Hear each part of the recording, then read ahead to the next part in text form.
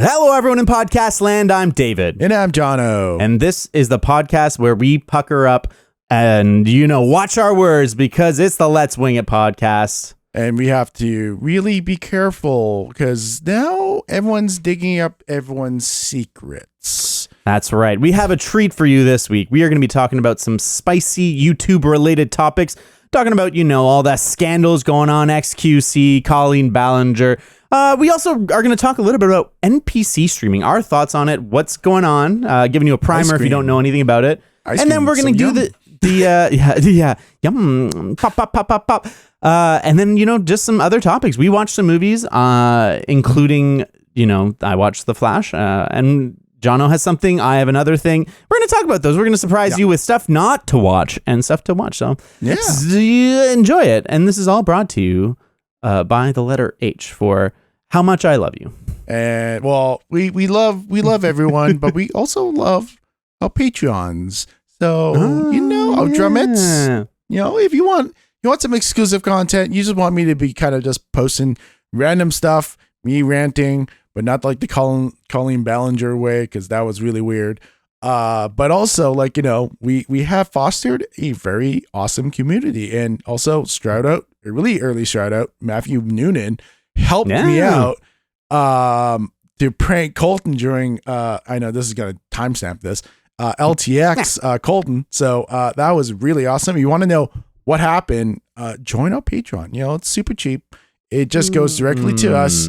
Well, partially to Patreon, but yeah, just go patreon.com/let's wing it and, be a supporter. And also there's a pre-show you get. So it's really exclusive. We just finished it and it's like about 10-20 minutes usually. And you ask questions and we'll answer them. And it's unfiltered and it's raw. We talk about the real shit. Yeah. Although we are talking about the real shit today. Yeah. You can also see me panic, when I don't have the sponsor stuff ready, but that's fine. Yeah. Sorry, it's okay. Sorry, Beacon. Well, why don't we start off with the question that's on everyone's mind is NPC streamers. Yeah. Why? So NPC streamers, so viewers or listeners, if you don't know what is going on, is that platforms like TikTok, I think Instagram Reels is going to start doing live streaming things like this. And also I think YouTube just kind of launched it too. But, pretty much in a nutshell, NPC streamers are people who just act like non-playable characters in video games. And usually they have in situations like this, those prompts and they say things. But in this situation where if you gift them something, like you can put an ice cream sticker or a cowboy hat or a gang stuff that costs sign. Real money. Yeah, these things cost real money and they will act it out. It's like, David gives me an ice cream. This one streamer, Pinky Doll, goes, ice cream. Oh, ice cream. So yum, yum. And it's just so weird because it has that level of uncanny valley that you're like, is this real? Is this person actually doing this stuff? And it is. So it's something that rose to prominence very recently with Pinky Doll, especially, who's actually a French-Canadian streamer, which is really cool. Which is kind of cool. And you can sometimes, you can see her break character sometimes, and she, chastises her son in French. And shout out Canada. Yeah. But it is apparently built out of a GTA style NPC thing where, people come and, they do like specific actions based on the prompts. And what's interesting, and I think the part that I find fascinating, is that all the NPC streamers will have OnlyFans, and it's a good, family-friendly way to find people and point them to their OnlyFans contents where they're making the real money. Although Pinky Doll, she was raking in tens of thousands of dollars a day when she was kind of peaking. I don't know if she's still doing that, but I think she's still making like lots of money. Many there. Thousands a day. She's making more money on her OnlyFans, I'm gonna assume. But it's such a fascinating kind of situation because I'm in the industry, at least on the business or development side, is I've always been kind of curious what was next, and I didn't see this coming. I knew it was probably something on the level of streaming because streaming has just exploded in the last 2 years, maybe because of COVID, because you have that intimate, parasocial relationship with your viewers and better engagement. But it was just so odd just seeing this thing because when you go on TikTok, it's really interesting because you actually will get kind of forced into live streams. And this is such a weird situation where you just don't know if this was real AI or whatever. You will stop and you just want to know like what every action she's going to do because it's all unique technically. And it's just like, I remember watching it one time and I was like, this is so weird, but I can't stop. So what I find fascinating is this idea of how there's so many aspects of this that I find fascinating, but TikTok is all about capturing your attention in the first second and a half. Like it's YouTube, you get your appies that are like 20 seconds tops, and you have to capture attention in 20 seconds or with a thumbnail. Yeah. But TikTok's even faster. There's no warning to what you're about to watch. You scroll, you're loading something, you're watching something. And so the idea that, these NPC streamers are one of those, like, you can't look away from things is fascinating to me. Yeah. And then, like I said, you add the dimension of the NPC streamers are often, or more often than not, are online sex workers. And so this is part of their sales funnel. And TikTok is a very common, sales funnel. If you don't know what that is, you mean you're trying to attract as many people and point them towards a point where you are selling them something. Your OnlyFans. So TikTok is like a great sales funnel for these people because you can catch millions and millions of people, and obviously not millions of people are going to sign up for your OnlyFans, but you can, get them hooked in and push them towards that point. And so these NPC streamers have realized that this is a great way to do the sales funnel. But to me, what's really fucking weird is that when you look at NPC streaming as, a sexual thing in that context, what the fuck is wrong with people that like they want to like look at women as like brainless objects for sex? And I'm like, it fucking creeps me out so much. It definitely is 100%. Like, it is very weird. Like, it is that kind of like aspect of control. It was actually funny. You ever remember that Jared Butler action sci-fi movie called Gamer? I don't think I've ever seen it, but I know the one you're talking about. So basically, enough, the whole aspect of the movie is that I'm not going to get into the story, but like it's someone at home able to control someone in a kind of a gaming realm. So Gerald Butler is in the kind of an action point A to B, try to get to the end. But there is someone basically they took that same tech and they had like avatars where people would just like let other people control them. And Gerald Butler's character's love interest was someone who would let another person take control and have sex with random other NPCs in there too. And that whole thing kind of reminded me of that situation. And it's like, here's the thing is that like, I don't think I ever will go Pinky Doll. Like, no, shame on her doing that. Good for her, girl. Get your bag and get out. Like, get paid. It's everyone else supporting that. And I think even celebrities, I think it was, correct me if I'm wrong, I think Timberland is like her number one donator. And he's like, I love this girl. Well, I'm like, dude, you have a problem. Like, I don't get it. It's another thing of rich people trying to like control people. Well, that's what it feels like to me, is like you want to dehumanize so that you have control. You have sexual, and like in this grand scheme, it's sexual control over people.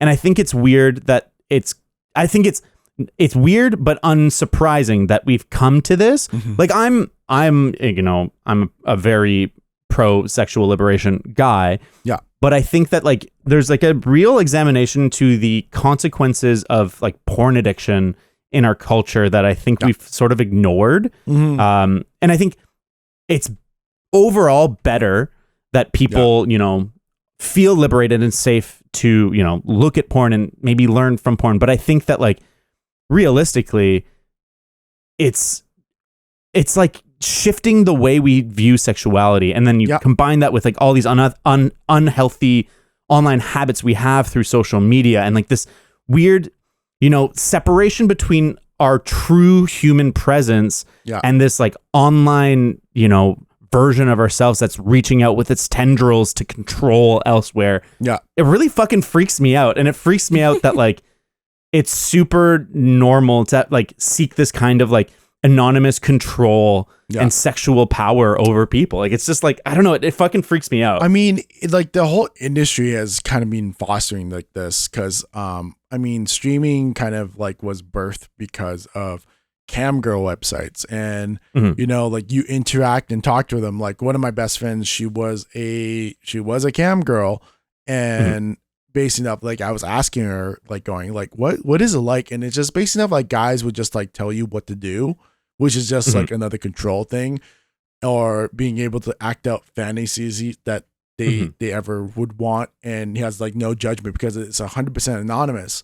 And with TikTok and all these NPC, there is that same kind of level of anonymity, but also like now, you know, we just said like Timbaland is like the number one donator. So, you know, he's enjoying this kind of content. So it's like, it's like a level of like, the porn addiction part, like, yes, like there is a level where you get kind of like aroused seeing other people doing things, but you are now separating you're not kind of making your arousal or these kind of intimate interactions with a virtual self, but you're kind of detaching yourself on a real level, which is a very big problem.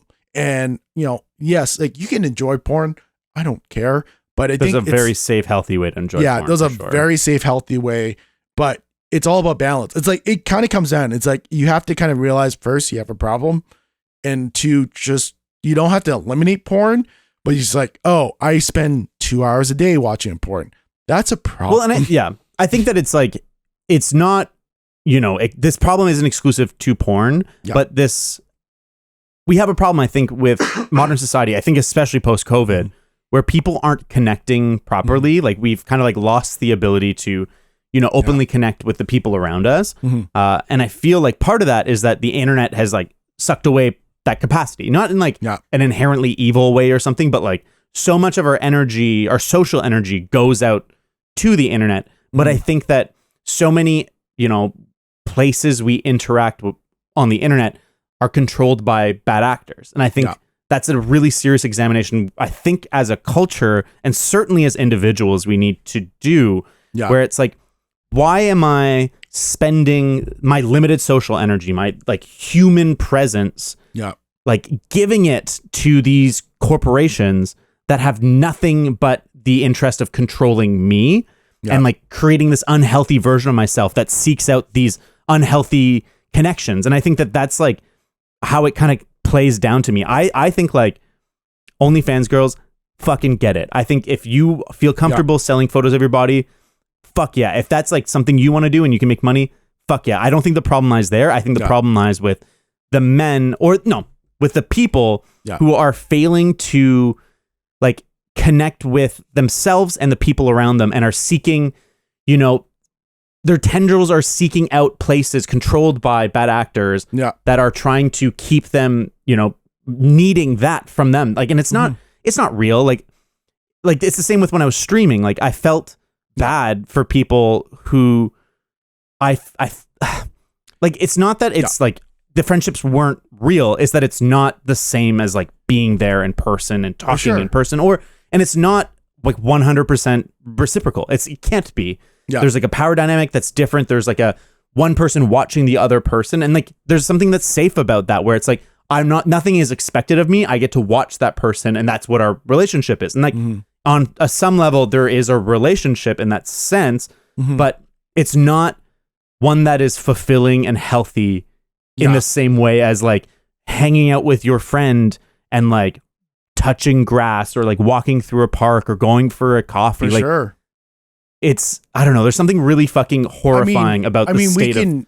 Yeah, I 100% agree. 'Cause, like, I mean, here's an example. Like, this will date me again. Oh, date this podcast. So like LTX just happened, and you know, I was there when like my kind of exposure was just starting. Like, I know if I went there again, if I was at LTX, I would probably get like a lot of people like, you know, knowing who I am, what I do, where I am now, and like they will know more about my online behavior than I would actually know myself, because they just kind of observe me like that. But just like that, like that is really like, let's be straight. It's really cool when that happens, but there was a level where some guy could go be like, hey man, can you get a selfie, and just get a selfie, and then that's it. And then you don't really have that friendship. Like I know other creators, I know DMS, I know EPOS, Eddie, and then, Quinn. I know those people. And then those are the people I want to hang out and just like have conversations, not because of what they do, is because they're great people and I like talking to them. But like, it's that weird kind of balance that, you have to acknowledge, going like, this is the kind of behavior that people know us, know you, because you pretty much had the same experience. So you probably had that experience, even more so because you're more exposed than I am. But it's just a situation where it's like they will mob you, and then you always feel a little bit left empty. And also they take time out of your day. Well, yeah, it's interesting because I much prefer like the LTX style interaction where someone like, stops you, they get a selfie, they get an autograph. And then I usually try and engage and like ask questions like in the show, and try and like open it up to, what drew you here in terms of like, what do you like about technology? And I try and break it like down into something interesting. Yeah. And those interactions to me are so much more real than like, someone commenting on a video or what it is. And it's just like, I feel like it's so weird when your work is to create a presence online, and that presence is someone's friendship. And it's like, I get it. Like, I feel the same way. Like, Good Mythical Morning is probably my closest equivalent, where like, their job is to create this online content that makes me feel like I'm buddies with Rhett and Link, But it's like, no, they don't fucking know who I am. They have no fucking clue, and like, they never will. But there's like a certain dynamic, but then as soon as like it's real with those people, to me it like shifts, and it's still the power dynamic is weird, where it's like, I'm there to serve them, but they're there because they think I'm cool. Like it's all weird, but I just think that we're all kind of fucked, and we're all fucked in different ways. And I found it interesting. I had one conversation in particular with someone, and they were like, well, like, how do I get started on content creation? And I could tell they were someone that was like dealing with, loneliness and like depression and stuff. And so I was trying to like break it off from the technical stuff of like, here's the camera you need, here's the mic you need, here's this. And I'm like, what's your motivation like? Like, tell me about like when you get home from work, like what do you do? And he's like, I just kind of like, I just pop on a video game and I just play until I fall asleep. And I'm like, all right, let's start with that. Yeah. Because like there's, I don't know. This has become way bigger than the topic was supposed to be, but it's a situation where it's like, people out there now, they like, especially like, I'm really scared for my nieces and nephews right now because they're in that zone. Every time I remember when I was back home in Canada, they would be stuck on YouTube, like, and it was like really crazy. And I now actually, I think when Jillian did a FaceTime with my niece, she's like, it's Jono with Marquez, and they actually know who Marquez now. It is so like crazy and weird. Granted, I mean, this whole situation, this whole like aspect is not new. Like this is this kind of like relationship between like celebrity. It's gone since like the 1900s. Like, people doing shows, royalty, presidents and leaders and everything. So like, it's just like now it's just so exponentially greater because you see so much content. Content gets shoved in your face, and you just kind of either sit there like a drone watching it. And, I'm not making fun of anyone who's watching this video or listening to this podcast. Just be aware that, just observe yourself. And like I said earlier, observe, write it down logically, be really honest with yourself, and then identify you have a problem. So like, if you have a problem, cool. You identified, that's the biggest part. And then you can't fix it the next day. Just take steps to improve yourself. Just make it better. Well, and I feel like, I mean, okay, we're gonna get real broad here. I feel like in our entire culture and our entire like media consumption is designed to make us like be consumers. And there's like this like need and this hole inside our fucking gut to consume all the time. Like we never fucking stop consuming media. And like that's general. Like obviously there's some people that are like, meditating and, going away to the vacation, but like everyone I fucking know it's like they fall asleep with like a video playing in their ear, with music playing in the ear. Like they take a shower, a video has to be playing. Like we're avoiding, being alone with our thoughts, and we just like have created this need for content. But what that's done is created a need for content in the sense that like so much content has to be created, and so much of it sucks. And it's like so much of it is like this like super off the cuff shit where it's like, okay, I identified that like there's someone that wants this, there's someone that needs this noise, there's someone that's going to be listening to this podcast being like kind of half cut in the sense that like they're only half with it because like they needed their brain to be turned off because life fucking sucks. And we have this just like we have this hole that's being dug deeper and like wider by the media we consume, which makes the hole bigger, which makes us need to consume more. And I feel like we're in this societal collapse where the individual has like lost the ability to moderate the media they consume. Like we're so deep in this hole where everyone is just the ultimate consumer, where we can't stop fucking consuming all the time. You are the ultimate consumer and the ultimate producer. Because here's the one thing too, just to add in, is that we consume so much, but now actually as a society, we are actually the like most efficient producers we've ever been, because we have machines, technology, and everything. So you have like high earnings. Well, then I'm just being kind of broad. So you're earning relatively more, and things are relatively cheaper. So you just dump your money. So like $1, yes, like inflation shit, whatever. But like I can buy a bunch of bananas for $1.68, like, which is crazy when you think about it. Because back then, like years ago, it's like so much cheaper. But it becomes this whole cyclical thing of just like you go to work, you work your ass off, you make a bunch of money, you go home, you watch a bunch of like NPC streamers, and you dump all that money, and you just do that fucking cycle again. And then that's how you lose. Like honestly, like and I mean like you're 100% right. And like every individual is responsible for the choices they make. And I think like you can recognize the patterns in society and bemoan those things. But like as an individual, I'm responsible for the media I consume, for the time I spend consuming it. But I also think like it's super fucking weird that we're in a state of society where everything costs 10 times more than it did, 20 years ago. Except like media.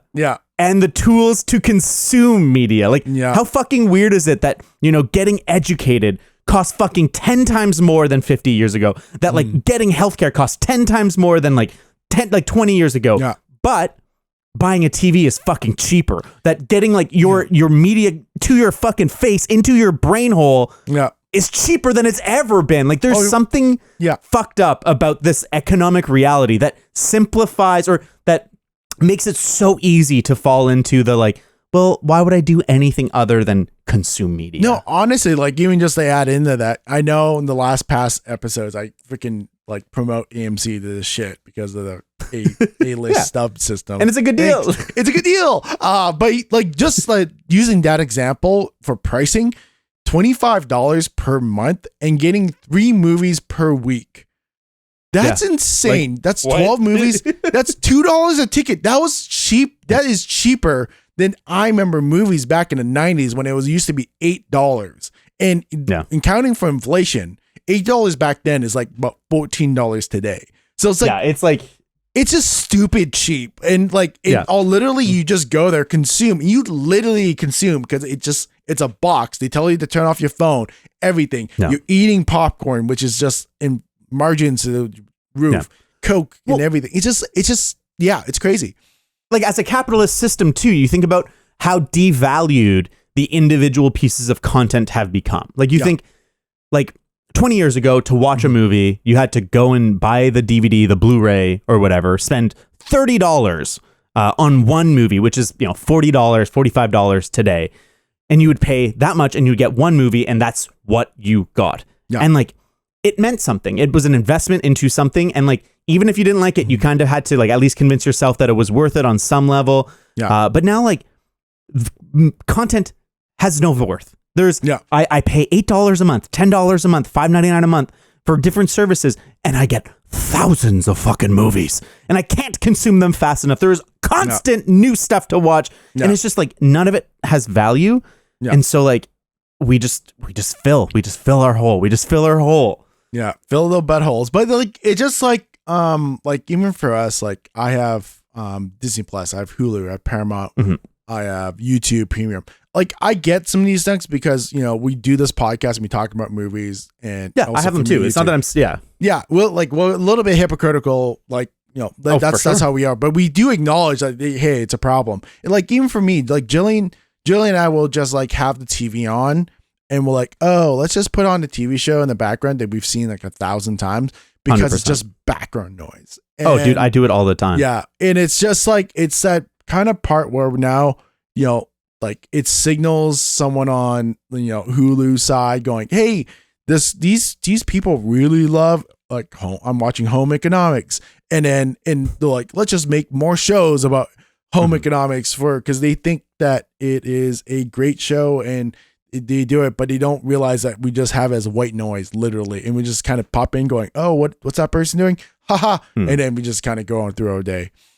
Yeah, well, and I think like I'm not even blaming the individual for this, eventual devaluation of media. Yeah. I think it's like the studios did it to themselves. It's like they are active players in it. Like we are going to talk about the strikes. Maybe we can talk about it right now. Yeah. Like both the writers union and the acting union are on strike because they recognize that like we're at this threshold, this turning point where either like we kind of like go back to the way things were, where a piece of media was something that everyone got to share the profits from. Not everyone, but like, this idyllic version of it, where more people got to partake in the benefits of it. Or we go to this like current and what the studios want to be the new, like the ongoing version where the profit gain is centralized to just the core of whoever is producing it. Yeah. And it's cheaper to produce than ever. So that when they say cheaper to produce, and this is like, if you ever hear this, like people be like, we want to cut the inefficiencies are always people. That's what it is they're trying to cut people out of, part of the profit of a thing. And sometimes you have to, like, that's just like the future. Like, Uber took over taxi because it was more efficient, better.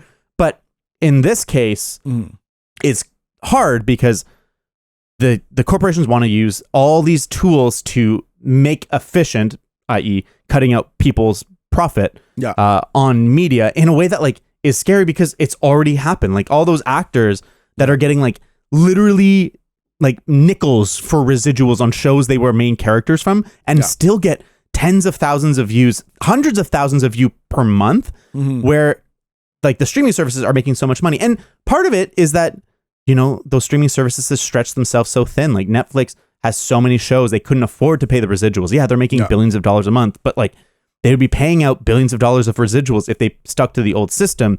So as consumers, we're responsible for, this dilemma where the studios have to produce so much content, but they can't afford to pay out the content that in a way that works, that like it used to work. Yeah. But it's like it's not also that simple because there is levels of inefficiency that can be like eradicated, like executives and creative and decision makers that are being paid way too much for bad decisions. Wait. So just to kind of give background to the viewers who may be living under a rock and everything. So there is a huge, in North America at least, and then we'll talk about other places, but North America is having this huge entertainment strike. So it started off as the Writers Guild of America, WGA, I think it is, strike. They stopped writing. They stopped supporting the productions that was going on because they were getting unfairly treated, and also address what you said.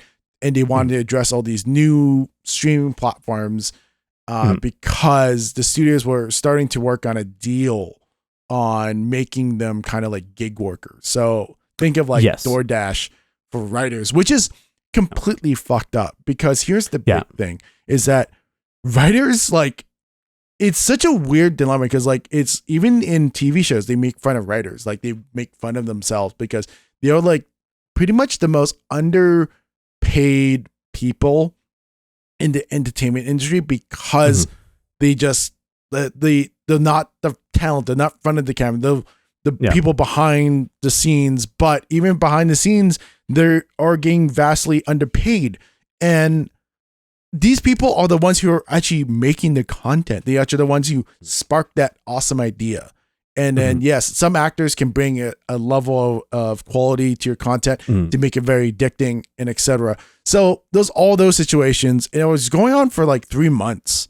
And well, and I want to stick. Let's just talk about just specifically the writers one, because a big thing they were working for, and that's like a big contention point, is that, you know, in the studios cutting out inefficiencies, they basically made it that writers' rooms were only staffed for a couple weeks. And it used to be that when shows were being written, the entire writing staff, or at least the majority of the writing staff, would be employed during the entire shooting, because inevitably when you go to shoot an episode, you have to make changes, you have to adjust, you have to like write new episodes on the fly. And so the writing staff was part of the crew. It was part of the entire production because showrunners knew they fucking needed that.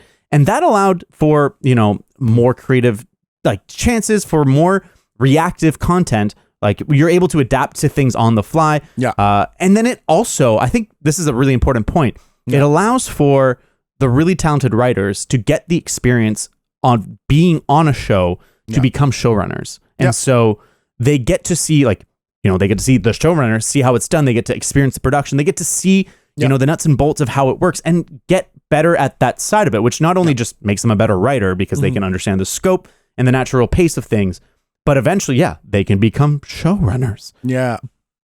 And it's just go ahead. And then, you know, they started cutting them out. This new deal was going to cut them out. Well, they had already been cut out. So on most streaming services, basically they would hire writers before the show started filming. They would hire a writer's room for just a couple weeks. And they would keep the showrunner for the whole show. But the showrunner isn't like just a writer, they're the showrunner. So if you don't know, on TV shows, the executive producer is like the showrunner, and they're generally like, you know, the creator, but they are the executive producer. They're in charge of the show, of everything. But in the streaming model, the executive producer has kind of basically become like the sole writer on the show. They write the episodes, they get rid of the gig writers, and then that showrunner is the only person left that is allowed to write stuff for the show. So as they go, as they have to adapt, it's like it's all on that person. And it's apparently not good. It's not good for the writers. Neither of us are Hollywood writers, but from what I understand from the writers, it has been bad. They also only get like a flat fee, and then they have to like do rewrites for free. That's why I've kind of like I've kind of did a lot of my research from Adam Conover and also Hassan, and just like kind of like having him kind of inform me. I'm like, what's going on in this whole situation? And like, because some writers they might get a stipend, or they might get signed to like $60,000 to write for like the studio or this like couple shows, and but you know, $60,000 sounds a lot, but when they're doing it for a whole year, living in Hollywood, and also they're working 80 hours a week, it's like they're literally making $8 an hour, and they're getting stressed out, they're dying, their health goes bad, and also they don't even get benefits. They don't even get like the health benefits that everyone should get. And there's something so fucked up about like all the stories you hear about, like not even just like writers, but showrunners now, but writers especially, who are creating these blockbuster shows. Like the guy who created and wrote Squid Games, he got his flat fee, and then they were like, yeah, that's it. And it's like, why aren't they rewarding this fucking brilliant dude who gave Netflix one of its biggest breakout properties ever? And it's like, well, that's inefficient. That's not how we do business. And it's like, well, then how you do business fucking sucks. And we need to reevaluate how you're doing your fucking business. Yeah. And also like, it's also like the strike is also fighting against, you know, with the rise of AI. Like, yes, ChatGPT is kind of like a baby at writing scripts. But I mean, here's the thing is that with technology, it just takes that one step and then Yeah. the next, like, then it's 2, then it's 4, then 8, and it becomes exponentially better and faster. Mhm. And even for me, like, I just had a chat about AI the other day, and they asked me, it's like, what are you afraid of about with generative AI? And I was like, I'm afraid of reliance. I want it to just help me destroy, get rid of the mundane things. So like how I use AI, especially like I use Notion AI. I go, hey, Notion, you make me like a database that will do this, this, and this, and this. Because I just don't want to do it. Like, but I fill in all the gaps. And but I don't want a reliant society going, hey, write me the first chapter and then I'll just like tweak it a bit. Like that's what I'm afraid of. Well, I think that like, sorry, finish your thought. And then that's where I think a lot of the writers now these days, like a really prime example is that they can see that they know that is like going to be the future, is that they might get replaced by these like tools that executives would love because it's pennies on the dollar. Like it's so efficient. Yeah, it's so efficient. It's so cheap. Like, I mean, it's not even pennies. It's like, basically not free. And then they can just free. Yeah, it's just crazy how executives can think about that. Because here's one thing I just want to interject is that I used to be anti-union for the longest time. And here's the reason why. Back in the 90s when I was growing up in Canada with my parents and everything, my dad was part of a union. It was a company called Western Bakery back in Vancouver. It used to be a big bakery thing. And my dad was there for about, I think, 6 months and everything. Oh no, maybe. And Western Bakery sells stuff in grocery stores, right? Yeah, yeah, like It was like the big bakery on the West Coast, and the bakery decided to go on strike, and they just apparently, what I heard, I haven't really looked into this. They were getting a pretty good deal, but the bakery just kept, the union wanted more and more and more, and the executives was like, we can't support this, so they shut everything down. So my dad lost his job in the office building, and we were like this close of my dad just giving up and going back home. So I was always against unions because I was like, what, you guys, that personal experience. Yeah, that personal experience. But now growing up and just seeing how the world is, like, even for me, I'm thankful enough in a really great job. I'm getting compensated really well. But I always notice like all these other situations where like some people, like Amazon drivers, they're getting fucked. Like, it literally, so I always feel so bad. Like, I'm buying something, and here in America, you could do overnight for free. And I'm just like one time I didn't even know I was doing it. I was like, oh, cool, I can get this tomorrow. And then I just like had to think about it. I'm like, it just like, I buy it like at 10 p.m. and it gets here at 8 a.m. That's insane. And like, just thinking about the workload and what it takes. And it's just sad. But anyways, I'm kind of going back with unions. So now, TLDR, I've kind of realized I love unions now, but there is a balance. So I'm 100%. I'm always and I think that it's very tough because it's like there is definitely frustrating situations, and it's pretty much every issue is more complex than any one side would have you believe. Yeah, but I think what we've experienced in our lifetime, and even before we were born, is that every technological shift that we've had has allowed for this massive transfer of wealth from mass population to a smaller and smaller group of people. As this technology has progressed, they've increased productivity by cutting out what the people were getting. And so, every job, every industry has been radically transformed by robotization, computerization, now AI, because, the executives at the top are able to cut out the human cost, replace them with cheaper, automation. And then it just keeps happening and happening and happening. And it's the same thing in the entertainment industry, where it's been slowly happening, this transfer of wealth and power up due to technology, where more and more people were able to create content because it got easier to create content because the technology got better. This democratization of media technology made it that more people could create technology, which is inherently a good thing. But then it also meant that it was easier for the top people to spread out and get cheaper media to create. And then it allowed for these media empires to form around cheap content, reality TV, all these things that cost almost nothing, but still fill our brain holes. And we're now experiencing, a breaking point where the industries and the unions have recognized that there is another massive transfer of wealth that's about to happen because of AI. Yeah. And they recognize that the shift is about to happen again. And this is the last stand before it's too late, in my opinion, for the media industry, where, not only the writers can be replaced by AI and automation, but the actors as well. And so let's bring it to the acting strike, because there was about a month of just the writers striking, and then SAG, the Screen Actors Guild, I know, joined it. It's super crazy because I was actually talking to some people in the office about it. They're like, WAG is striking, blah blah blah, and I'm like, I just wait until SAG gets in, because that is.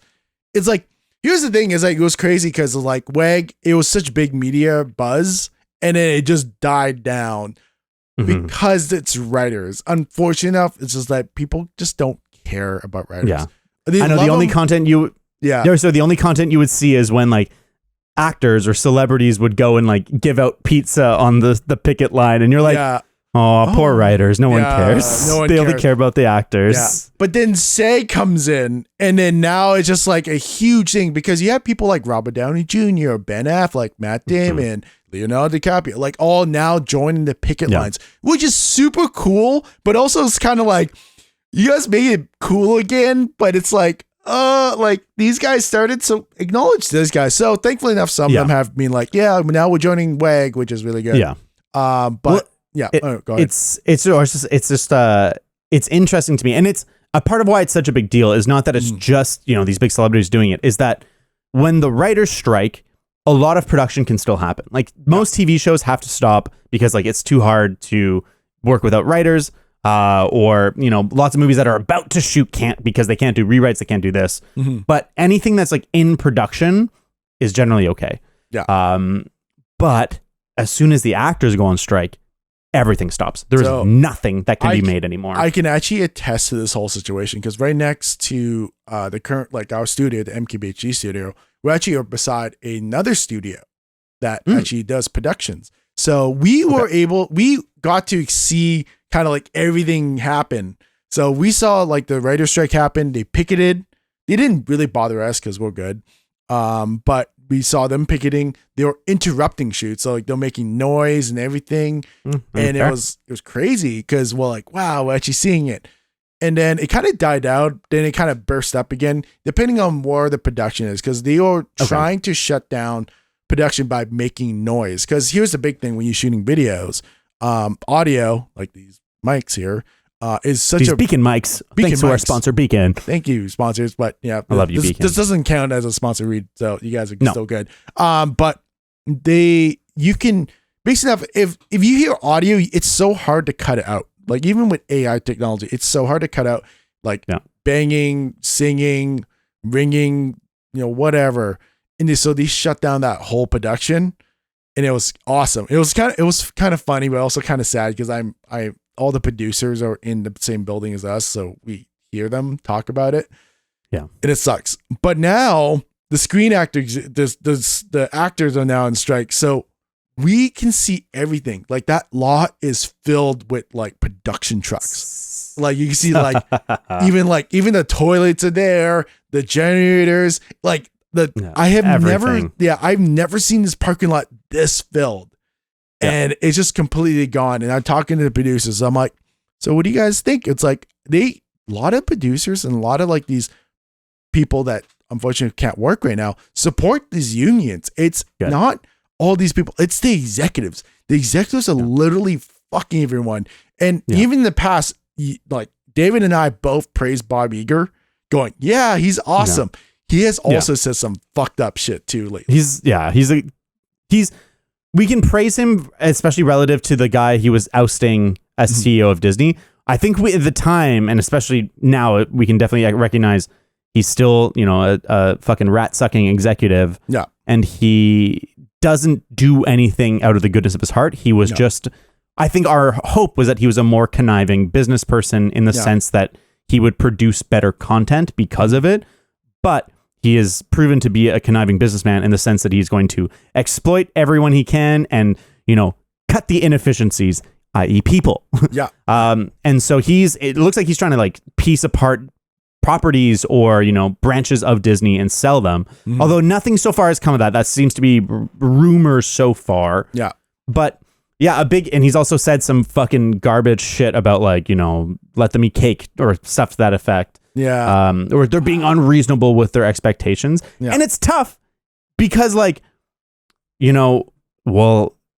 are they being unreasonable with their expectations? Like, is this idea of like not including AI reasonable? And it's tough. So let's talk specifically about one of the things that the acting guild is striking against. And that is they want to prevent the studios from being able to scan background actors' faces or their likeness and be able to generate content using that likeness in perpetuity. But the kicker is that they would pay them a half-day rate, which is about $200. So you would pay someone $200 to get a scan that you can use forever. Yeah. So that's super fucked up. Yeah. So here's the thing. So back up here. So, with the screen actors and actors, right? These still have like those kind of weird society bubbles, right? Like you have all the Robert Downey Jr.'s, like those people are still like within the top 5%. Then 95% people who aspire to be the 5% or whatever, they only make like $26,000 or $27,000 per year. Worse than some of the writers, but who knows? I'm not going to compare.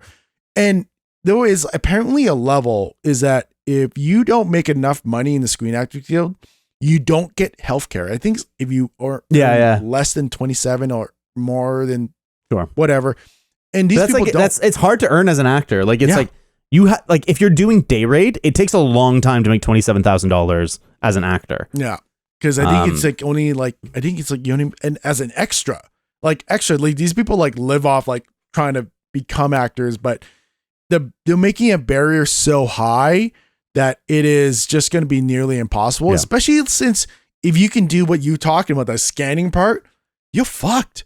It like, I understand that technology kind of was birthed because of like Lord of the Rings and the big battle scenes, but good luck ever trying to film and use real actors for those things. It would cost like the same amount of GDP as a small little country. Yeah. But that makes sense. But like, if you own them and pay them less and then you can just use them for whatever forever, that's fucked. Yeah, to me it's like it's pretty clear, obviously we need face scanning, obviously we need generative effects and ways to do this. To me the problem is how exploitive this pricing model is. And I feel like it's as simple as either putting a time limit on how long they're allowed to use the likeness or a per movie basis. Like you have to scan them for the movie or just change the pricing model so you can build a bigger library of people that you can use for several years. Yeah. But forever for a half-day rate is fucking garbage. Like giving your likeness away for $200, it seems like it's like, who would do that? There's thousands of people that would do that without blinking an eye because they're fucking desperate. And so it's so easy to me to imagine a scenario where like studios exploit it too, where it's like, oh no, like you're like brought on this film, like you're given a role, we're gonna scan you as well, and then like that's just part of it, and then they use it forever. Yeah, and so it's like an up and coming star, you could totally fuck them over by including the scanning clause or whatever. Yeah, and like it's so clear to me, just like we're trying to cut the inefficiencies, we're trying to cut paying people for their time and their likeness, which should be worth something, I feel, so that the executives can make more money. Here's the thing what we need to do. We need to replace certain jobs with AI, and those certain jobs are executives. AIs are fantastic at risk calculation, data analysis, like looking at patterns and like creating algorithms. Yeah. The exact same thing that executives do. Executives make decisions based on risk analysis, on difficult scenarios, and AI is really fucking good at doing that. AI is not currently good at writing scripts, at replacing humans, at doing this. It is great at decision making. Yeah. Yeah, and so that's what we need to do. We need to either, eat the executives or just replace them with AI and let them, live in the social security nets that they have fought so hard against. Yeah. So here's the thing. So technically I'm one of those executives. Like I'm a person that Fuck you. No, so for me, I kind of go like, it's a balance. I actually like Jelly and I always have these conversations every day because like I negotiate for Marquez. Like I get all the contracts. It's a lot of money because it costs a lot of money to make videos. But, you know, I always say to Jillian, I was like, you know, even though if like, let's say if I was making like a high, super stupid 6-figure contract, I don't think I would ever feel comfortable with making that money. Like I would have enough to feel comfortable that I will never have to go, oh yeah, you know, let's go out to eat. Like I'll never have to go, oh, can I go out to eat? But I don't think I'll ever be in that part where, oh, let's go buy a McLaren today or a Ferrari. I never want to be that rich because it just sounds stupid. And it's like, whatever. Well, no one should be. That's the thing. That's the thing that's like, I think fundamentally broken is like, no one should be so rich.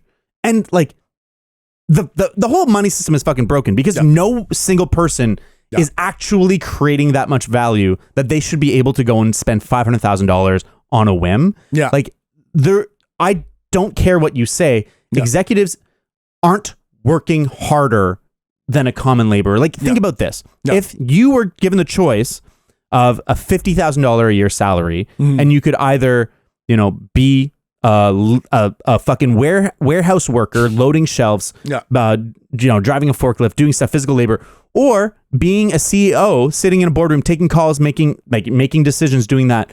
Which job are you going to do you think? Yeah, of course. You're going to want to be the CEO because you don't have to do backbreaking labor. That's a fucking easier job, like a more desirable job. And like when you look at it on a grand scheme, I know what you're going to say, John. You're going to be like, no, you know, they have to make hard decisions. They have to, it's a stressful life. And like they have to be engaged 24/7. They never get a break. And this is true. This is true. I'm not saying that it's not, you know, it's not like they're fucking all Elon Musk able to be the CEO of fucking 7 companies at once, doing absolutely nothing real.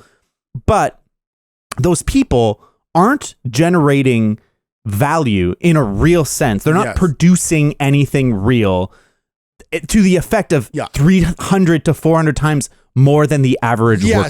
So that's why I'm saying it's that I don't think I'll ever feel comfortable making 300, 400 times more than like someone else. Yeah. Like pay me like something that you feel is fair. Like even when I go in contract negotiation for myself, I'm pretty bad at it. I'll be honest. I fight really hard for other people. I'm really bad at fighting for myself. Sometimes I just go, yeah, that sounds fair. Yeah. Like I can, like, can I live on that? Yep. Yes, I can. And I always feel gratification on the things I do. Like, oh, I made that video happen. Do this. Yeah. But for me, I want to be in a society like in this, at least in the entertainment society, is that everyone makes a good amount of money. Yes. Yeah. Like sometimes we kill like some like laborer job. I'm sorry. I'm going to just say it. Like, oh, maybe like we get rid of like half the Teamsters because we can hire robots to do grip work now, which is great. But like, it's the situation where it's like some of these executives just making like $5 or $10 million a year, just making yes or no questions and answering the board. I think that's wrong. Well, and especially when you consider that a lot of those executives are making bad decisions. Which so it's not like, well, and it's like you look at, you know, the pattern and it's not like the executives have a history of making better decision than, you know, these non-business people. In fact, I think you could recognize a pattern that the business people make shitty decisions that move people away from actually engaging with the content. Like, let's talk about Barbie. Yeah. Have you seen it yet? You probably haven't seen it yet. No, we already talked about it last episode. Did we? Oh, yeah, we haven't talked about Oh, my God. Go watch our last episode. I was like, how did you forget? We talked about it. The LTX has definitely fucked you up. But no, here's the one thing. Yeah, let me finish my point about Barbie. Go ahead. Barbie, as it exists, as it is this huge multimedia sensation that is going to crack $1 billion next week, like in 3 weeks. It's a huge fucking hit. Yeah.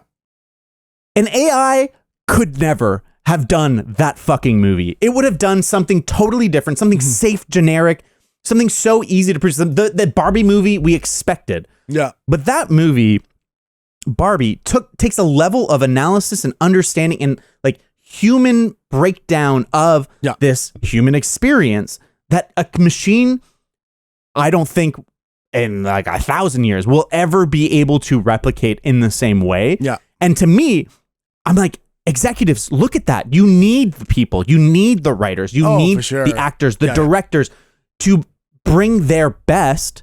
But because we live in this hole of fucking constant media, that's not interesting. We need to produce more content. We need the AI content to produce as much fucking content as possible. Because in the mind of the business people, they don't see individual successes. They see the pattern. They see the whole business numbers. And to them, you know, having 50 movies that profit $100 million. So what's that? $5 billion? $5 billion? What was the math? Sorry. 50 movies at 100 million. Oh yeah, that'd be about 50 billion. Sure. Is worth more than having like 5 fucking masterpieces that each make $1 billion each. And it's like, it's all risk analysis, though. They want to have as much stuff that could make money and as little stuff that might not. Yeah. And look at Barbie. Learn from Barbie. Learn from Barbie. No, so here's, maybe this is how I differ from maybe a lot of other executives or other producers out there who just try to maximize their return on investment, which I think is wrong.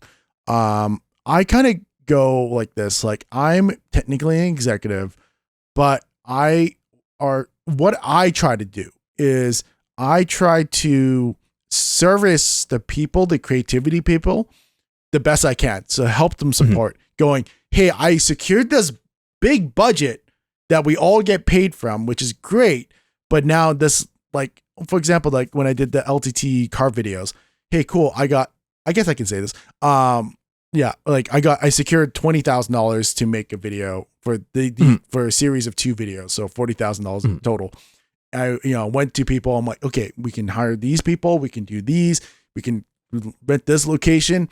That's how I look at it, is that I'm in a service and trying to collect a group of people to produce an amazing product. And maybe that's what's lost now, is that these executives used to be like that. They want to make good things. At least that's back in the 60s, 70s, 80s. But now it's like MBA shit ass people who just go, oh, stock market. Like exactly what you're talking about. Is just, you just want to make shit content because it does reasonably well, but they get better return on investment. Yeah.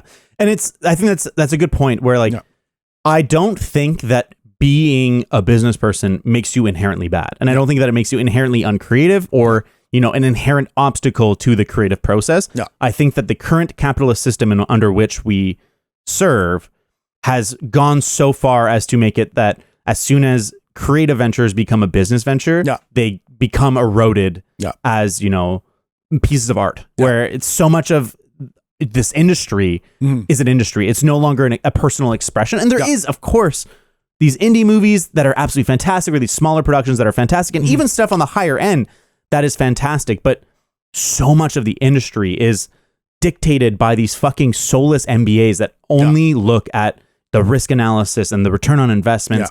And they're producing these fucking cinematic universes that are so soulless and so empty and so tiring that are driving people away from theaters, and I think are hurting the whole business model because, it boosts it for a bit, or like the next year, the quarterly numbers are really high, but our value, our perceived value of the media that, they are executives of, that they oversee, has crashed because of their decision making. And so to me, it's so obvious that like these business people don't understand art and they don't understand media. Yeah, they literally have like Netflix, Disney Plus, hopefully enough they change things, Hulu, all these big studio places are literally making content McDonald's. Like it's like, oh yeah, you want a blah blah blah content, here it is, like here's Cobra Kai season 5, we should have ended at season 3. Like it just becomes so bad. Like, and this is actually we're gonna talk about later. Like some of the decisions, the shows that I recommend is because of these MBAs going Marvel, MCU, so good, yum. Like it's just, it's a sure thing. It's a sure thing. Well, here's the thing. It is a sure thing. People will watch it, but people will not like it. And then here's the part that these business people aren't thinking, is that every time you put out a shit product, especially a creative product, you create a distrust of the brand.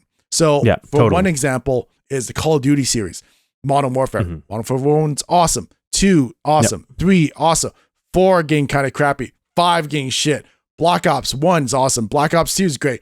3's shit. 3's 4. And they had to reboot the entire series because they recognized it going, shit, these NBA people really fucked it up. Let's go back to square one. Yeah. And like, I think there is always going to be room for the McDonald's properties, but I think they have overrun the movie industry. Like you look back at the, the 70s, 80s in cinema and like, I loved Star Wars and I still love, the original trilogy or whatever, but that was like the change. But at that time, Star Wars was, an absolutely creative venture and it was so exciting. But what it was this hugely profitable franchise that meant that like, movies can make more money than we thought. Like they didn't have to, make 100 million, 200. Yeah. Okay. Now we're getting close to the 9 figures. Yeah. And like, that's like a shifting point. And I mean, it is a shifting point where like the franchise films started to become a thing. These big, like Jaws is the first like summer blockbuster, but like Star Wars is the first big franchise blockbuster that shifted the entire industry for the worse, in my opinion. Yeah. And also like one thing too, just add in is like, you have the McDonald's of the world, which is the Star Wars universe, MCU universe, DC universe. Here's the reason why DC universe is Burger King. Oh, I love Burger King. No, stop. But it's fine. But like here's one thing which this is why I'm really worried is like this is reason why A24 is succeeding so much lately. Like they are killing it. I know I haven't seen everything all at once. I will eventually watch it. But like all the properties now, that brand is associated with high quality. Is that anyone now seeing that brand A24, they will go and watch it. But here's what I'm really worried is that I hope to God they don't become greedy and they start becoming the McDonald's, or at the very least being a franchise of like making pretty okay things under the A24, but they lost the luster of like 10 years ago or whatever. Well, it happened to, so I don't know if you knew this, but Lionsgate was actually a Vancouver company. Yeah. And they were making smaller movies that were like generally pretty good. They made like, some horror movies and stuff, but like it was like, oh, Lionsgate movie. Yeah, that's pretty good. Yeah. And then it became, big studio shit with this like all kinds of trash. Yeah. And they went international and whatever. And like, of course, when they become not Canadian, they suck. Yeah. But no, it's more that they became so big that they started to have to produce McDonald's content. Yeah. And I hope that doesn't happen with A24 because it's, even though I don't enjoy every A24 movie or even like just in a similar way, I didn't love Asteroid City from Wes Anderson. Yeah. When you're going into those movies that like they are movies dictated by art, not by business. Yeah. And way too many movies and TV shows are dictated by business, not by art or creative expression. And to me, that's the difference between content and art is art comes from, inside of someone and it's an expression of something that they're carrying with them or they see or they've experienced. Whereas content is someone being like, that would be popular. Yeah. That would make money. Yeah. That would do something. And we have way too much content and not enough art. And I love A24. I love, Wes Anderson, hit or miss, but like, I love that he's making art, not content. Yeah. Anyways, this is getting long, so we should really kind of finish up with what we don't like. I know we were going to talk about Colin Ballinger, Miranda Sings. She's being super stupid. Well, yeah, there's not much to say. Fuck her. Her apology was super fucking weird. And like, what the fuck is going on? Yeah. I will say is that like everything's still an allegation. I do, even though it is very like overwhelming that she has problems. I would just say that we are still in a society, at least in North America, is let's not judge them until they're proven guilty. Like that's all I'll say. It's supposed to be innocent until proven guilty. Yeah. So I mean but what she's doing. Well, here's the biggest problem is that everyone's reacting to her content, and they're using the ukulele song. And I was actually trying to find a ukulele so I could do that bit. Is that she's now using copyright because she has registered that song as a weapon to get people to stop talking about her. But here's the problem with online culture is that they see that problem. They're just going to double down and just like, just fuck you. Like Miranda, like Colleen, I never watch your content. I never will. And looking back at your shit, I understand why I never got into it. And so, fuck you. I remember she was featured on something that Seinfeld did. And I mean, Seinfeld is no longer, seen as a good person. Yeah. But he did something and he included her. And I remember being like, she is not funny. No. And then all this stuff, I didn't really realize how big of a deal she had been because I just never found her funny. Yeah. But like, she just couldn't have done it worse. And I think it's interesting because it also leads to our other topic, which is just like general React content and copyright in that regard on YouTube. Yeah. React content to me is very fascinating. But sorry, John, go ahead. I was just going to say it's very fascinating because I saw it was a growing kind of category like 2 years ago because you would see streamers just watching content. And in my head, I was like, back to what we were talking about, like, there's too much content. There is too much content. Yeah. So I saw them not as a reactors per se, but kind of curators of content. Like they will go, hey, this is hot. Like, this is cool. Watch this, watch that, like do this, and giving exposure to those people or whatever. But here's the problem is that now we have these really big creators reacting to content, but they're essentially stealing that content. 100%. Yeah. You don't share that ad rev that you go, oh, I'm going to watch, like, here's the example that we're going to go with. XQC looking at Lumino's video about the JFK assassination. Lumino is a big creator too, so it's kind of a funny kind of experience. But XQC is like phenomenally huge streamer.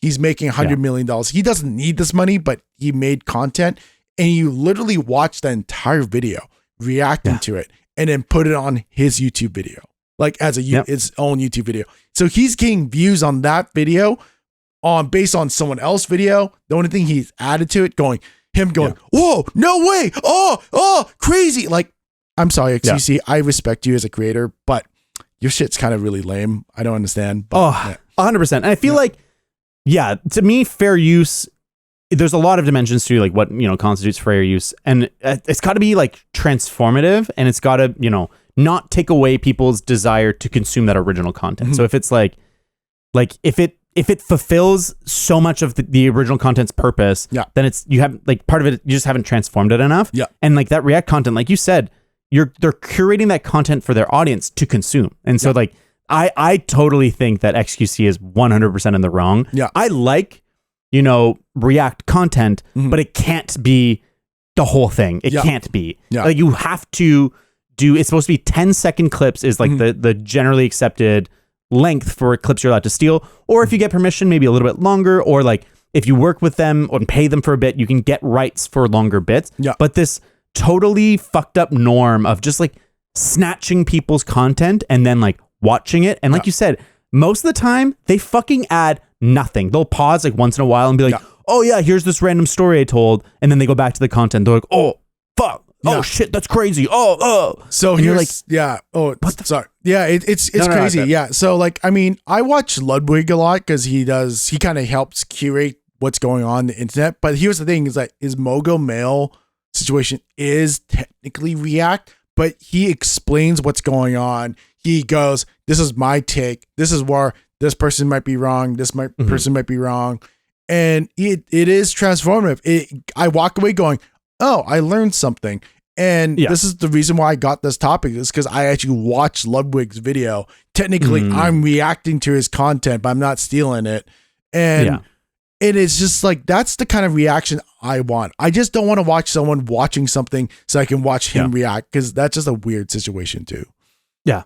Well, and I also think going back to, what we were talking about before, there's something fucked up about people being unable to form their own opinions, that they need to watch someone react to something to know what to feel. Yeah. And I find that like, it's not everyone. And I know some people are probably upset that I said that, but I feel like a lot of people that watch, especially like, more political streamers or like, more thoughtful ones, are there because they're not trying to form their own thoughts or their own opinions or their, own expressions. Yeah. They're looking to someone else to tell them what to think. And I think that that's like kind of fucked up. And like, look at the country I'm in. Look at the country I'm in right now. And like, hopefully the people, if they are doing that, and if like that's an inevitability of being a human is that you need to look to someone to give you your opinions. Yeah. They're looking to the right people, but like to me, if you go in that mode of being like, I'm open to someone else's thoughts. Yeah. It's like, of course you get the Andrew Tates of the world. Of course you get the fucking Colleen Ballingers. Of course you get like the awful people because you're just like, I need someone else to think for me because thinking is hard. Thinking is really hard. So think for me, please. But anyways, so I mean, that's this kind of situation where I see it. Like I do like people curating content, but if you're just gonna blatantly steal, fuck off. Like, yeah, fuck. Yeah. I actually thought that XQC is 100% in the wrong in this case. I just saw this. I'm like, XQC, like, I came out, another person, I think Viper AU called it out. And even like, you know, like, I'm not going to say anything else, but it's just like, if you got content, if you're just going to do it like that, yeah, just stop. Like, I was like, there's so much content on YouTube. That's just one genre. Just make it your own, like, talk about it, but give me something extra that content never gave me. Just, I don't care. I could not care less about that genre of content, and I have no real respect for it. And it's also so fucking frustrating when you're looking for something specific on YouTube and all you can fucking find is reaction videos. Yeah. When you're like, oh yeah, this crazy thing happened. Let's find this clip. And it's like, no, you can't find the clip. You can find everyone reacting to it. And they're like doing a 10-minute edit of like, Britney Spears trips on stage. I don't know fucking know, but like, I don't fucking want your content to exist. So please do something better. So here's maybe a good, maybe just this is the way to end it. I'm just going to end it like this. So, here's an example. So let's just say we had, like Corridor Digital, right?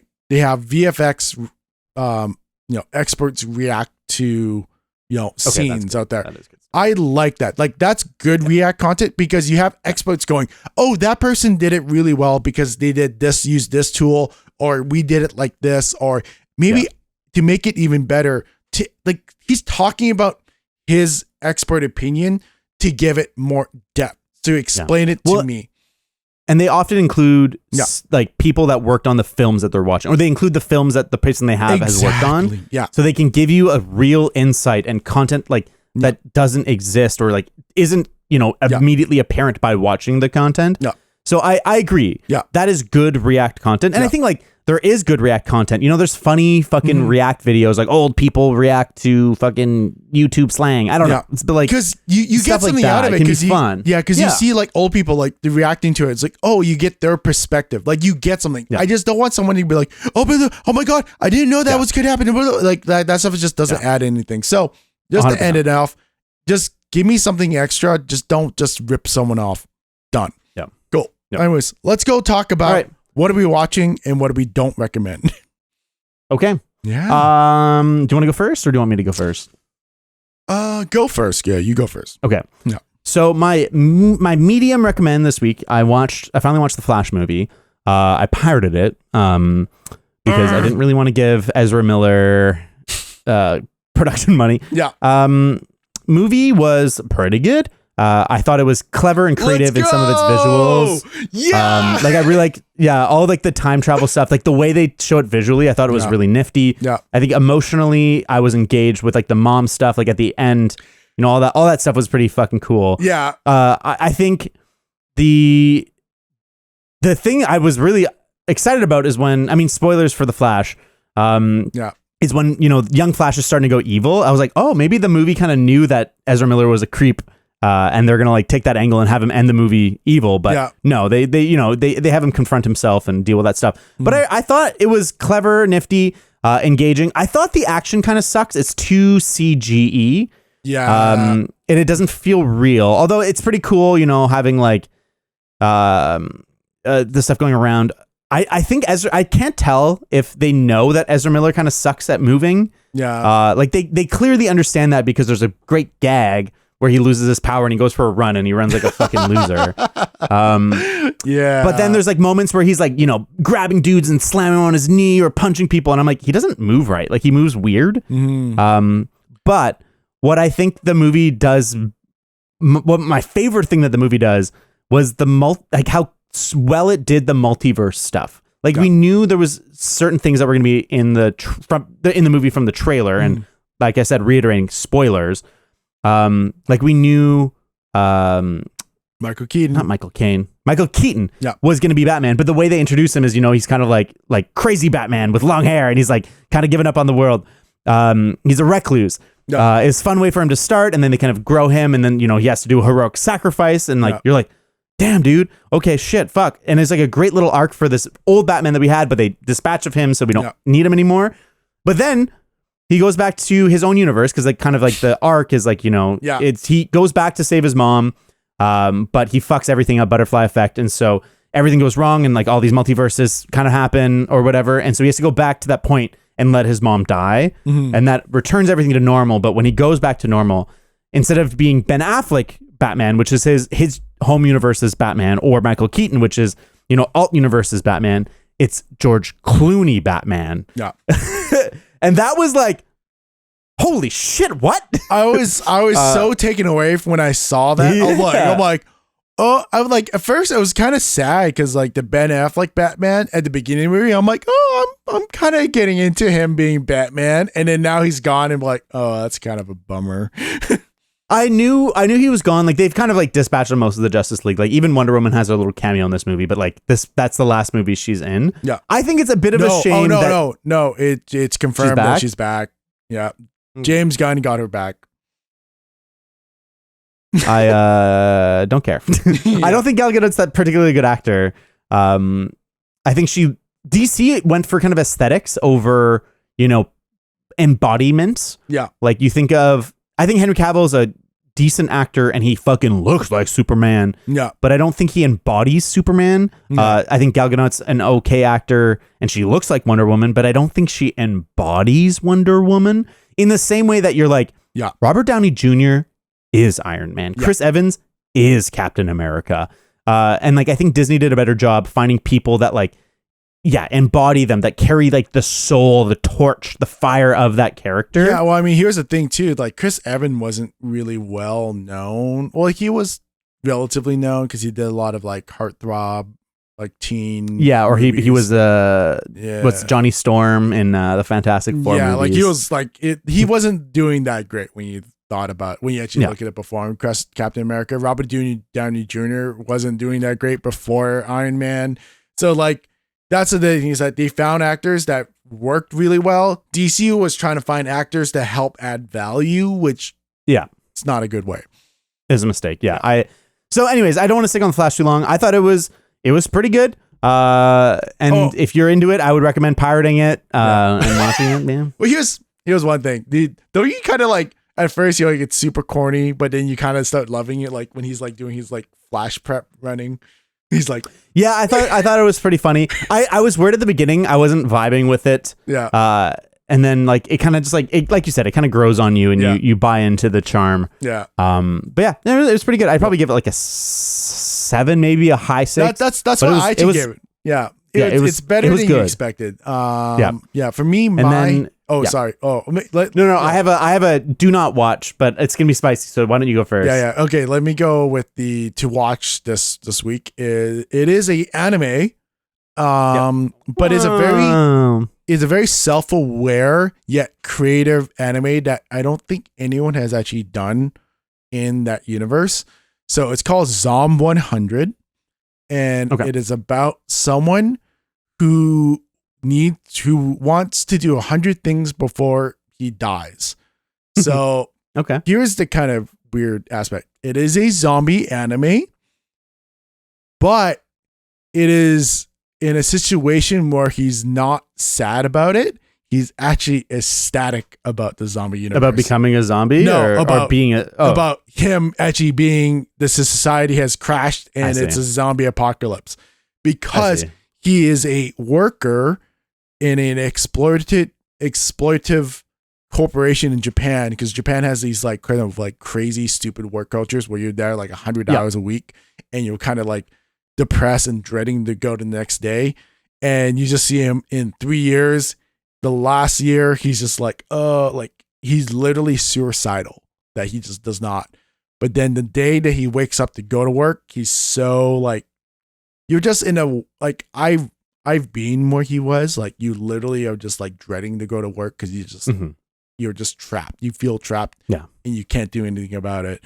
But the situation of the zombie apocalypse that happened, and it's so funny. Him seeing first, he's like, "Oh no, zombies!" He starts running, and then he starts escaping, and he starts realizing he's like, "Oh, I don't have to go to work." And he's like, "Yeah, motherfucker!" Like, so he's like so happy about it, and that's awesome. It's on Netflix.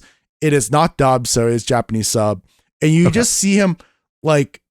It's such an inspirational show because there's so many people out there probably in the same situation. Granted, yes, you can't quit, but also there's more to life than the day job. Like those things you can do if you can find time, hopefully, maybe look at the small things to do to help bring that kind of light and kind of inspire you to be better. So yeah, there's only 4 episodes right now, but it's a fantastic watch. If you have Netflix, go watch it. It's awesome. And I think Netflix is like doubling down on this because I'm even making a reality survival show about zombies. Maybe they got Japan to do it, but I don't know. But it's great. It's very colorful. The art is great. The voice acting is fantastic. Just watch it. It's awesome. That's called Zom 100? Zom 100. 100 things to do before I turn into a zombie or something like that. Okay. Yeah. Yeah, that sounds pretty nifty. Yeah. All right, let's talk about the things not to watch. Mine, John Wick 4. I started it and I got probably about 35 minutes in. I think it kind of sucks. Okay. So I understand why. I understand why you probably think it sucks. Because it is storyline is okay. And then the action is just like, oh God, like stop. Yeah, well, okay, what I found, I've said this before. I think that like the weird world building they've like really invested to in John Wick is kind of dumb. Like the king of the homeless, the king of the hobos, and like all the like the Continental was kind of cool when you didn't know that much about it, but the more I find out about this world, the more it's just like kind of dumb and video gamey in like a shitty way. And I found that this was really bad for that of like, here's more rules to this universe that kind of make it more stupid. And I was like, okay, sure. Okay, here's a person from John Wick's past that you haven't heard of from before, but they were really close. Here's another person from John Wick's past that you've never heard of before. It was his best friend. Here's another person from John Wick's past. And it's like, okay. Fair, if you're gonna give shit for that, you have to give shit to Mission Impossible too for that. Sure. Same thing, Gabriel. Gabriel was like, I don't fucking know this guy. 100%.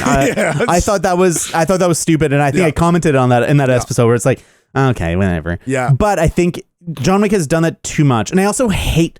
I think my big problem about the story comes down to I hate the way people talk in that movie. I think that it's this really shitty, direct, like weird low. It's like really direct in terms of like what their intentions and feelings are, but then it's really cryptic because they've got to have like mystery about the world and the lore. But I'm like, the mystery in the world and the lore fucking sucks. Yeah. And then it's like your actual like emotion and character stuff is so surface level and crappy that I don't care.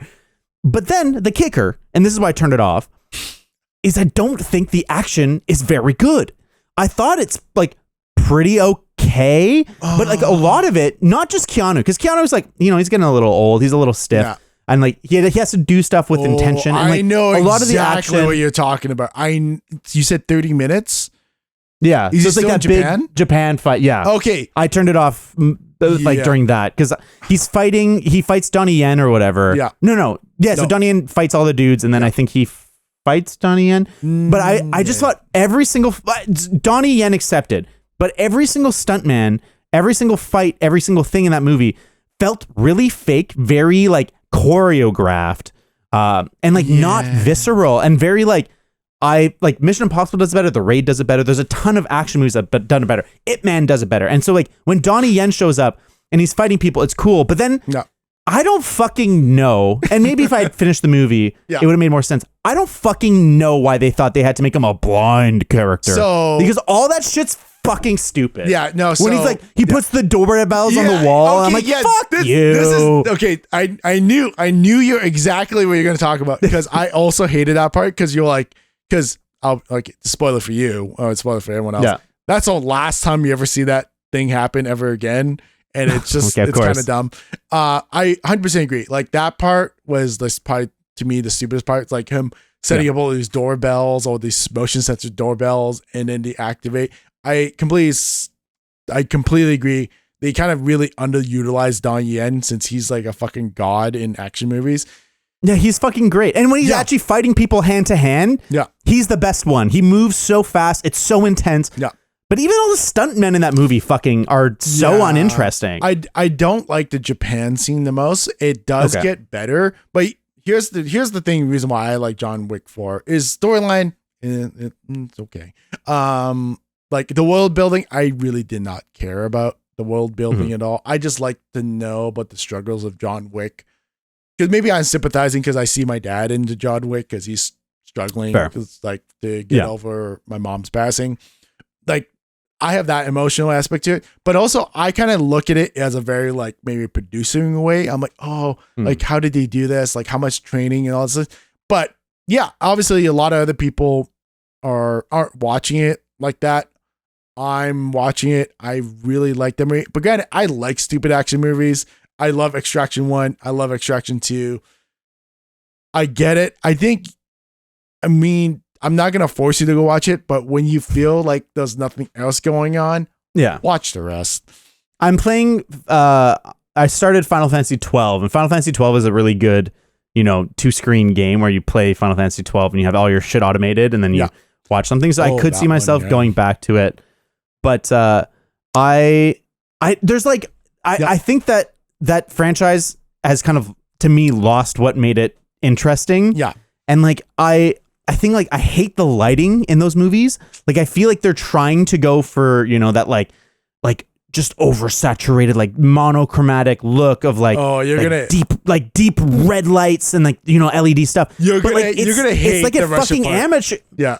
It's just like, it feels like a bunch of fucking amateurs doing it. They're not getting the right colors out of these lights, or like the whole scene's not illuminated enough. And it's just like the DP was like, how many LED light strips can I put in one frame? You're gonna and it's like, really hate the Russian scene then. I'm sure. And to me, it just feels like, like compare it to Skyfall. Like Skyfall has that one scene that is like maybe its most visually interesting scene at the top of the skyscraper in Hong Kong, Shanghai. I can't really remember. Yeah. But there's a big LED wall playing video on the outside, and they're fighting in this glass room, and it's fucking stunning. And it's like the colors are so rich and deep and exciting, and the action is intense, and it's like hardcore, and it's well choreographed. But it's like in the end, it's a beautifully shot scene, and it looks fucking fantastic. And I feel like John Wick's constantly going for that vibe and doesn't get anywhere fucking close. Like it's such a boring looking movie, even though like they're clearly trying to go for that cool look. Like I don't get it. I don't get why they're doing it so bad. Yeah, I would say just like maybe like the later scenes you see it. The second to last and last fights, like the big fights, you're probably gonna enjoy the most, because that one, especially the last one, like the last group fight, has the most kind of metaphoric physical storytelling about John Wick himself. But yeah, I mean, I'm not gonna disagree with you, because I've now had some time to think about it. And you're like, yeah, the first one in the desert, that was a stupid shootout. I just don't understand why they did that. And then the Japan one, I think it's because they try to introduce so many characters to it that they kind of like fucked up a bit. And then, but the Russian scene is pretty good. Okay. And then the France scene is really good. I would say, don't immediately go watch it because you're kind of hot headed about it. Just go. Just let it die and then rewatch it. I think that's fine. Yeah. It's like, it's on my Plex now. I won't disagree. Like if you don't like it, you don't like it. It's fine. Yeah. It's not like I'm never gonna talk to you again. Maybe like I won't message you for a while. But I really enjoyed it. But I'm not gonna. I'm not gonna disagree. I'm not gonna disagree with you. Would you say overall your franchise enjoyment? Like, what's your like arc in terms of franchise enjoyment? Like for me, I enjoyed 1 quite a bit. It's like I'd give it like a 7.8 to a 9. Yeah. 2 was like a 7.3.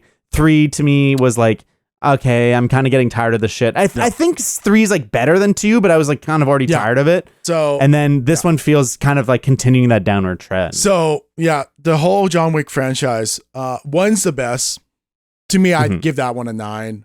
4, 3, I think 2 is probably the worst one. Because it's just like, I've watched all those movie stuff before at least 4 times. And 2, I'm just like, I always would just like, oh, I don't care about this anymore. There's only one cool scene is him in Italy and getting outfitted because it's like kind of neat, him like shopping around. That is a cool scene. And then afterwards, you're like, oh, him in the catacombs. I'm like, I don't give a shit. Him fighting Common, I don't give a shit.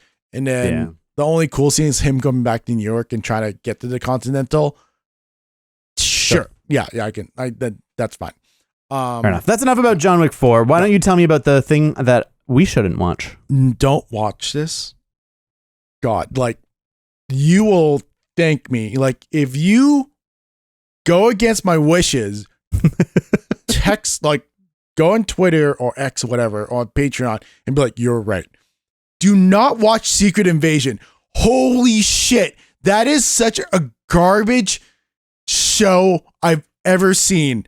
It's just like, it doesn't make sense. I was half paying attention and I completely forgot episodes. And I actually had to go back going, what are we talking about?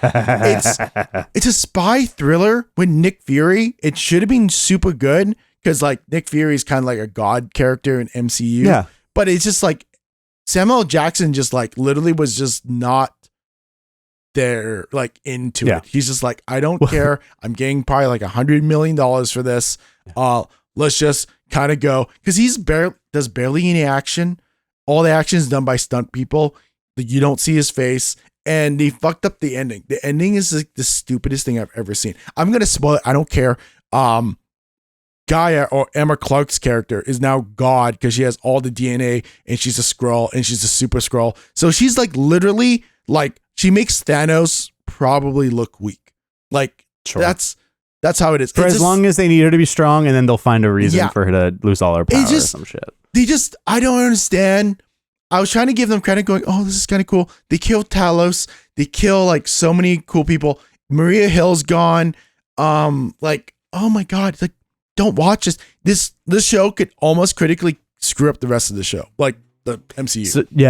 So I didn't watch the whole thing. I watched an episode and a half and I turned it off because I was like, this sucks. This is so boring. And it's like, it's so self-serious, but it's like, it's got nothing to say. It's so uninteresting. All the characters they're introducing, I'm like, really? You're driving a show on them? Yeah. Okay. Yeah. And so it's a shame because Nick Fury is the fucking baddest ass there is. He's so sick. But like, I don't know, man. That show just like got it wrong. Yeah. It just like, such a kind of dull show. Here's the thing is that it make Nick Fury look so like such a bitch. Because you're like, oh, the reason why he knows everything is because he had like Skrulls spying for him. It's like a magician showing your secret. Yeah. And then you're like, oh, that's lame. You're like, oh, totally. I've like the only thing I've really learned from this is that Emily Clark, oh my God, I hope they do something because she's too powerful. Like, it's just dumb. Like, she's like One Punch Man powerful. And also, I saw some of the like photos of her with her arms changing and shit. Like, it looked dumb. It's just dumb. And also, I think, like, oh, by the way, Nick Fury's been married this whole time. You're like, what? Hey, what? And you're like, they don't really explain it. They don't really talk about it. It's just, don't watch it. Just, goddamn, don't watch it. Okay, so don't watch Secret Invasion. I haven't watched as much as Jono, but I agree it sucked. Hard avoid. Just like you should avoid, missing next week's podcast. Why don't you subscribe on YouTube? You can subscribe or, whatever it is on our RSS feeds on Apple Podcasts. Leave a review on Google Podcasts. Leave a review. Just anywhere. Leave a review for us. Leave a 5-star.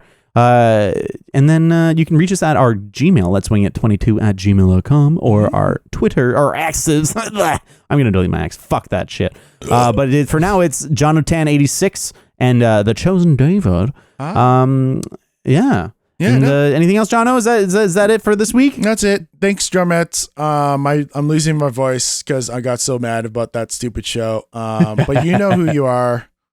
Thank you guys for supporting the channel. Yes. And then tune in for next week. You all.